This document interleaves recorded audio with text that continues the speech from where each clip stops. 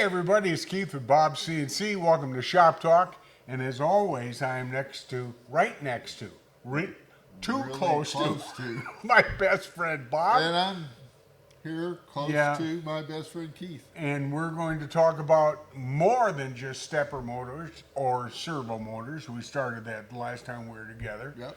We're going to talk about the brains that make those work.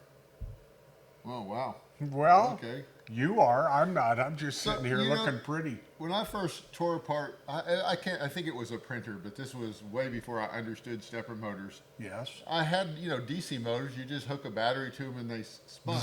Yeah. Yep. So I had this, it looked like a motor, so I hooked electricity to it. It went thunk. And I'm like, it must be stuck. So I took it off and I put it on and it went thunk. And I was like, what in the world's going on?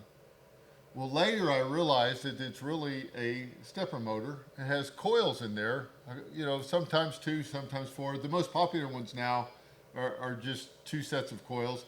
And then you thunk this one and it moves a little bit, and then you thunk this one and anti this one, or reverse the polarity of this one. And it keeps on, it steps, and it basically chunk, as it rotates all the way around.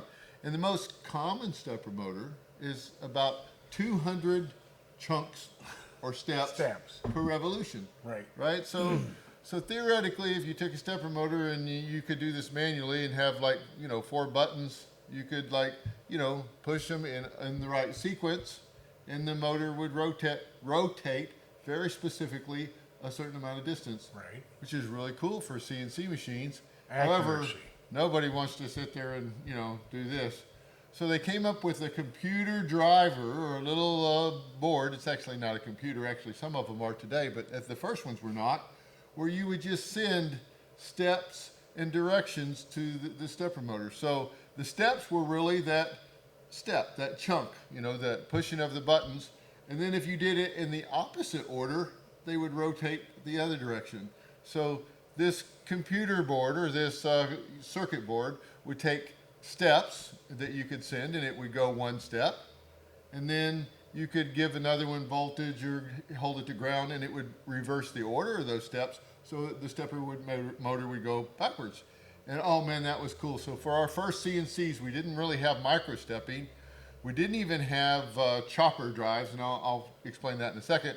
All we had was a bunch of resistors and a few components that we would send via Mach 3 or Linux CNC, steps and direction signals, and we thought we were happening. Well, later on, somebody a lot smarter than me came along and said, you know what? Stepper motors are current driven, right? So you have to give them so much current, and we were using resistors and wasting a lot of energy, and they weren't efficient. So what happens if what we do we'll just increase the current until we get to a certain level, and then we'll chop it off. And then, of course, if we chop it off, it'll get low, and it'll sense it, and it'll bring the current up. So they're called chopper drives. So they basically, you set the current, and it chops it off, but you're still doing the same thing. You're sending a current to the stepper motor, chunk, getting it to rotate around. Then the next thing that happened, somebody, again, smarter than I am, which really isn't that hard, said, if we go from this magnet pole to this magnet pole in 1 chunk, what happens if we, send a high frequency and we buzzed it half the time here and half the time here? Well, then that magnet would get stuck in the middle, it would get there. That's called microstepping. Now you can just microstep your machines to death. Now, I will tell you a little bit, and you can do the research on this. There's plenty of it out there, is if you microstep, you lose some of your torque.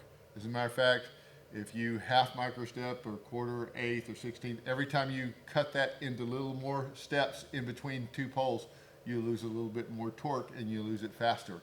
So that's a bad thing about stepper motors. So all the stepper motors drivers that you're going to have, whether they're computer controlled or even just the old, do it by passive components, they are going to be step direction signals that you're going to feed into. Right now, again, the newer ones and the ones that you're going to find are going to be the current driven ones. So they're going to be a little bit more efficient. But stepper motors always have that problem. We talked about this when we talked about stepper motors. The faster you drive them, the less torque, the more you micro step them, the less torque you have. So this is where I come into servos. So again, there's a lot of people smarter than me. Somebody smarter than me that said, you know what?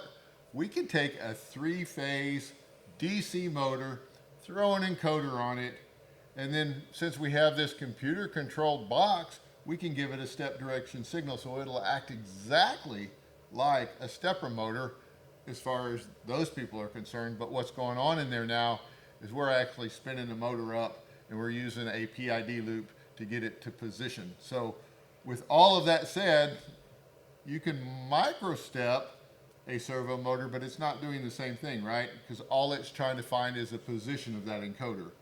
So you're not losing any torque.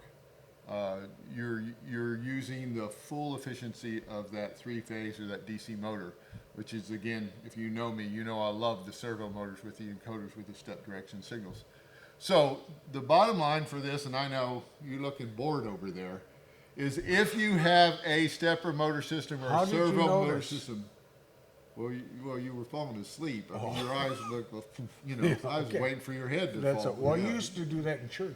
I did. For you guys that don't know, a long time ago in a previous life, Yeah, Keith Havens was a pastor, yeah, my pastor, yeah. a long time ago. Right. But We're going to take it off I after think this.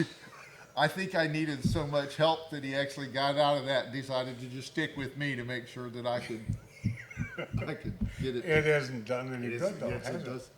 Really? Well, has it? We haven't progressed? I don't know. Okay. Go ahead. All right. Anyway, you're loving stepper motors. Yeah, so, you know, if you're going to design a system, you can do it by just hooking up the wires to somebody's diagram. I mean, for our KL7s, we always put a nice diagram in there for our quantum series. It's just kind of a plug and play with the wires. You still have to get them right, though. But, Okay. But if you're going to build your own, you can just use that, but it's nice to know what's going on. Where are Steps, you going directions. to source the power supply? Where are you going to go? How do you determine what drivers to use?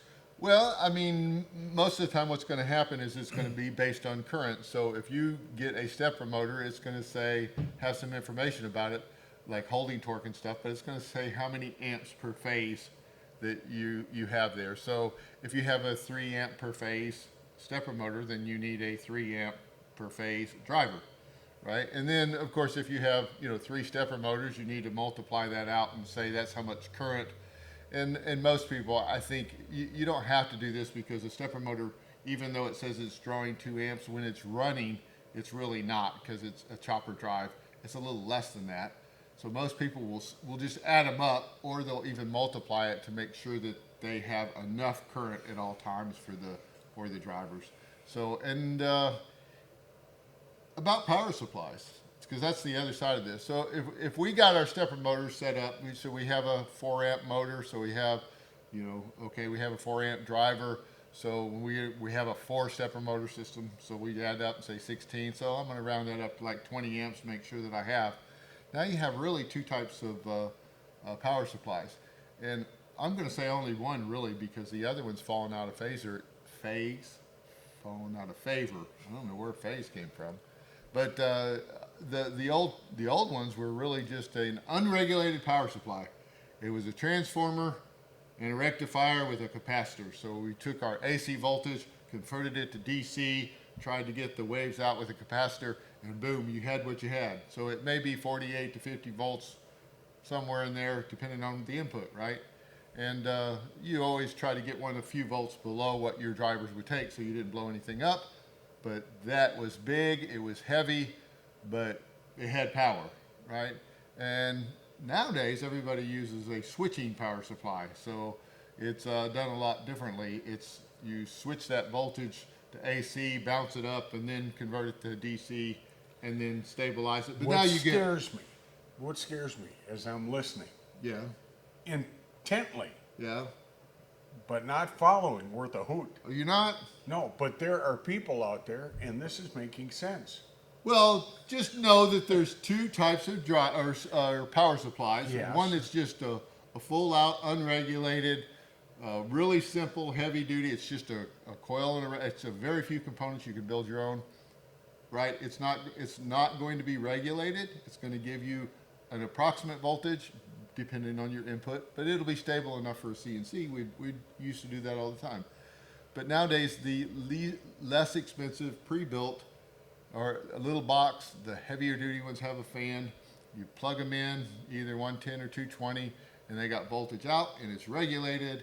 It's going to be that, and it delivers the right amount of current based on, you know, the label. So, and that's what everybody, I think everybody uses. I should say, I think what everybody, that's what we use.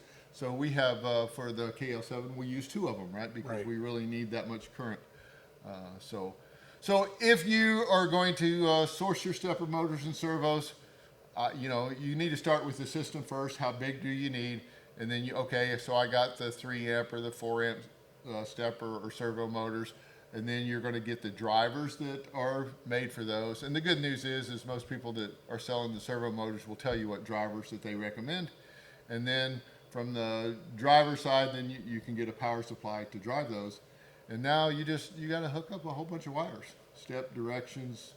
And then the stepper motors are pretty easy. They have 2 coils. Just an interesting tidbit on those. If you hold the 2 coil wires together and try to spin it, it will be harder to spin. So you know that you have those 2 wires connected, right? So those are the A coil, and then the other 2 would be the B coil. If it goes the wrong direction, just flip any 2 wires, you know, or 2 sets, or the coil, and then it'll go the other direction. So it's pretty simple once you learn all of that stuff, and all of that information is out there. I mean, I learned it by, well, messing up stuff and, you know, watching YouTube. So Okay. so you can too. No, I got you. Okay, well, I guess you don't have to. I got you, Bob. I got you. Yeah, I got Yeah. you. That's a different Just, song. well, yeah. Yeah. Different vowel, Yeah. missing a silent E. Yeah. Anyway, guys, if you have any questions at all, you can get a hold of us at the help desk. And Or then- if you want to talk in detail about this kind of stuff, give me a call. Yeah. I love talking about this stuff. Oh, he does. Yeah. All right. Well, till next time, we'll see you.